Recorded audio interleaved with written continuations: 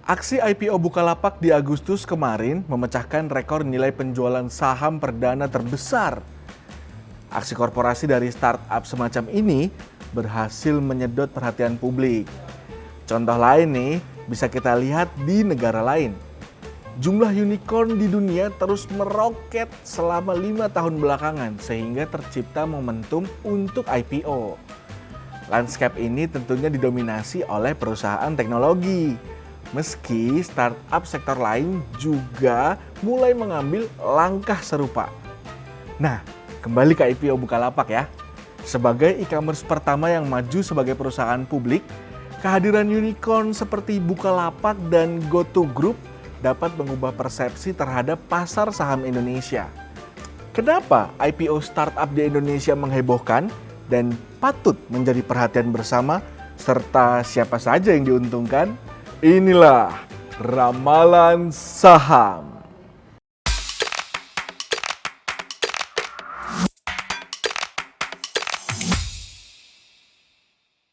Sobat bisnis, saya tidak sendiri kali ini. Langsung saja kita sambut Hafian Lindur.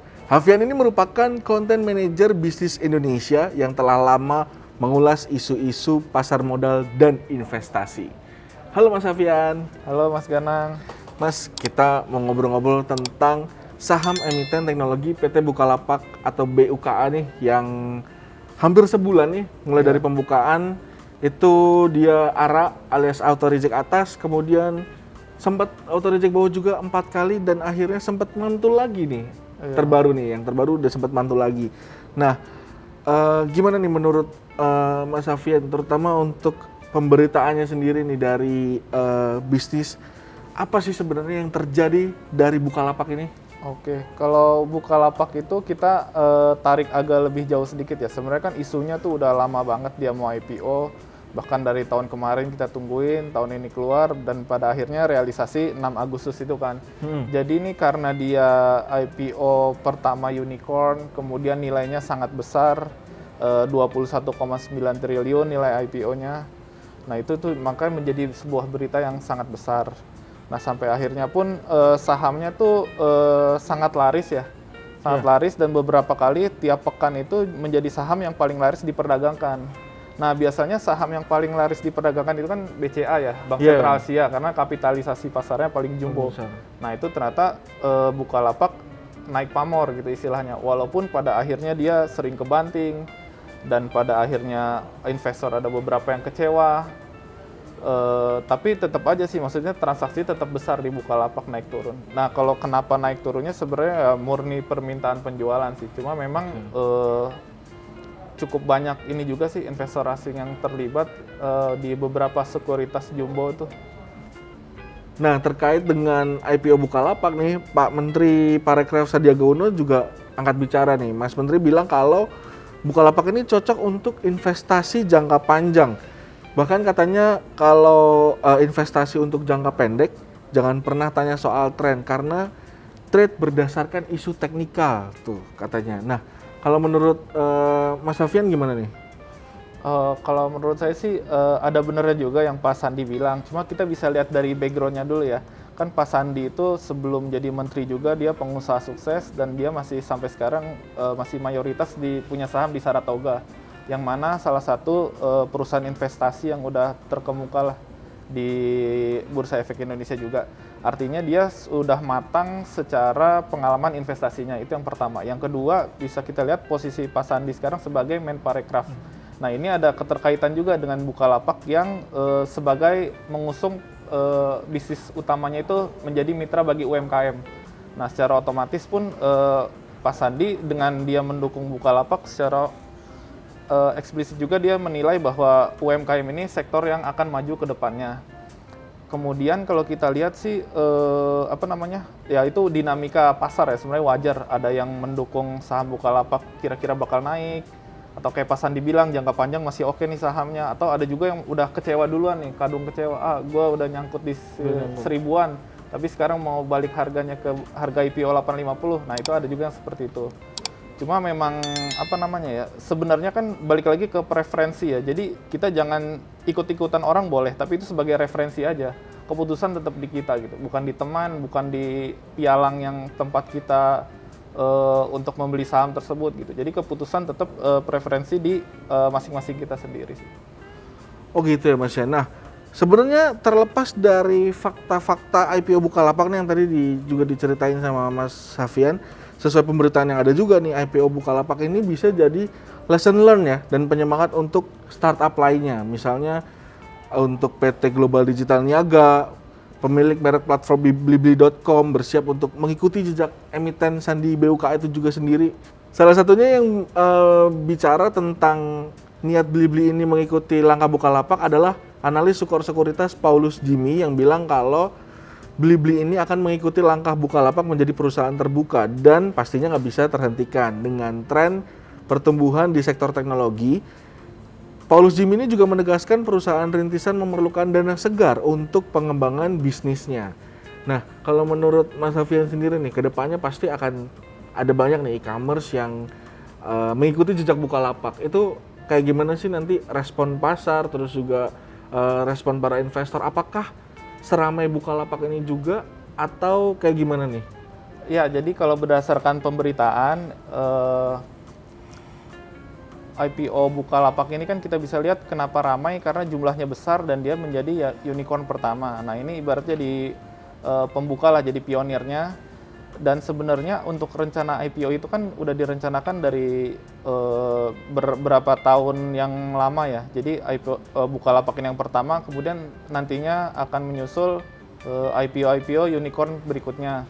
Salah satunya Goto yang udah bilang kan mereka akan IPO, tapi belum tahu kapan dan tentunya sangat banget ditunggu pasar. Kemudian ada juga yang terbaru Blibli.com yang kita tahu sendiri dia portofolio grup Jarum, punya keluarga Hartono, orang terkaya di Indonesia. Nah ini tentunya sangat ditunggu oleh pelaku pasar. Jadi balik lagi pertanyaannya, bakal seramai Bukalapak nggak? Kalau berdasarkan pemberitaan yang ada sih bisa kita simpulkan sebenarnya akan seramai itu sih. Bahkan mungkin bisa aja lebih ramai karena nilai IPO kemungkinan bisa lebih besar gitu. Nah, berarti kan salah satu tantangan dari IPO-nya sejumlah e-commerce dan juga perusahaan teknologi itu adalah regulasi nih. Sejauh mana sih Mas memangnya regulasi nih yang sudah dipersiapkan Otoritas Jasa Keuangan dan juga Bursa Efek Indonesia sendiri untuk mendukung IPO dari startup atau perusahaan-perusahaan teknologi itu? Jadi sebenarnya untuk IPO startup sendiri udah dimulai beberapa tahun terakhir. Nah itu kalau kita ingat emiten pertama itu PGJO, kode sahamnya itu 2019 awal di IPO. Nah jadi sebenarnya peraturannya udah mulai dari 2018. Nah cuma ada peraturan penting yang masih digodok oleh OJK dan BI, yaitu soal MVS, Multiple Voting Share. Jadi kan kalau di bursa itu saham itu biasanya kan haknya sama rata ya. Mas Ganang punya satu, saya punya satu, hak kita sama. Nah tapi dengan MVS ini adalah misalnya pendiri itu, walaupun Mas Ganang misalnya jadi pendiri Goto, saya investor biasa, walaupun Mas Ganang punya satu, saya punya satu, nah itu nggak sama. Mas Ganang karena punya hak MVS itu, nah Mas Ganang lebih besar haknya. Nah peraturan itu yang belum ada dan sedang dimatangkan oleh BI dan OJK. Jadi ya harapannya peraturan itu segera rampung dan ini akan menjadi karpet merah yang lebih cerah gitu untuk IPO startup khususnya unicorn. Nah iya nih bener nih, karena gue baca di bisnis.com juga Direktur Penilaian Perusahaan Bursa Efek Indonesia I Gede Nyoman Yetna itu mengatakan kalau rancangan peraturan bagi perusahaan teknologi di bursa sebentar lagi dikeluarkan oleh regulator, katanya sedang dalam tahap finalisasi. Beliau juga bilang kalau tentunya kami menyambut baik rencana IPO tersebut dan siap berdiskusi dengan para owner, founder, dan juga jajaran manajemen perseroan, katanya demikian. Oke lah, kita harapkan nih banyak yang menyusul Bukalapak, nggak cuma Blibli, tapi e-commerce dan juga startup lainnya bakal menyusul. Karena ada sederet nama besar nih yang diproyeksi bakal melantai dalam beberapa waktu ke depan. Salah satunya yang dinanti-nanti adalah Goto, yang bakal santer banget nih dikabarkan IPO dalam waktu dekat. Tahun ini apa tahun depan ya kira-kira? Nah, Mas Safian, kira-kira nih sebesar apa sih memangnya Goto ini sampai-sampai banyak yang menunggu dan juga menanti nih IPO-nya GoTo nih? Oke. Jadi kalau sekarang kan Bukalapak itu kita lihat kapitalisasi pasarnya dia sekitar 100 triliun atau di bawahnya lah sekitar 90-an triliun. Nah, kabarnya GoTo itu dia sekitar nantinya kalau misalnya dia masuk Bursa Efek Indonesia, kapitalisasi pasarnya itu sekitar 35 sampai 40 miliar dolar. At least itu sekitar bisa sampai 500 triliun. Artinya kapitalisasi pasarnya 5 kali Bukalapak. Nah, itu apakah 5 kali lebih ramai? Nah, itu yang kita tunggu. Patut dinanti ya berarti ya sama sobat bisnis. Oke deh sobat bisnis yang budiman, tadi kita udah ngobrolin banyak tentang IPO-nya unicorn dan juga antusiasme para investor nih terhadap unicorn itu sendiri. Sampai jumpa di ramalan saham berikutnya, perbanyak referensi dan selamat berinvestasi. Penyebutan emiten dalam konten ini tidak dimaksudkan untuk mempengaruhi pilihan Anda dalam berinvestasi. Tetap perbanyak referensi, pelajari fundamentalnya, dan selamat berinvestasi.